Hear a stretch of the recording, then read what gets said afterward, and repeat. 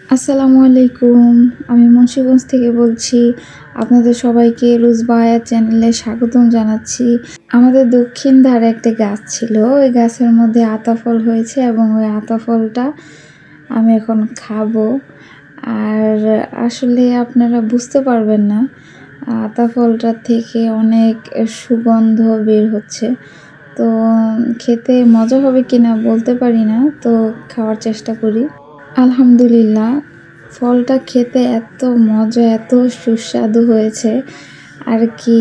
আমি যখন ভিডিওটা রেকর্ড করছি তখনও এই ফলের স্বাদটা আমার মুখে লেগে আছে।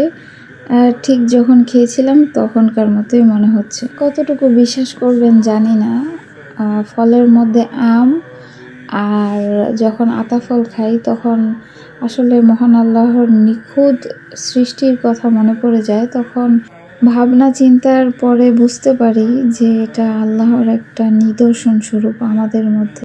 এই ফলের বিশেষত্ব হলো ফলটার মধ্যে এমন একটা স্মেল আছে, স্মেলটা ঠিক যখন ঘন দুধ জাল দিলে যেমন একটা সুগন্ধ বের হয়, এই ফলটাও ঠিক মাখা মাখা ঘন দুধ জাল দেওয়ার একটা সুগন্ধ স্মেল, যেটা অনেকই সুন্দর, খেতেও সুস্বাদু, অনেকই সুস্বাদু।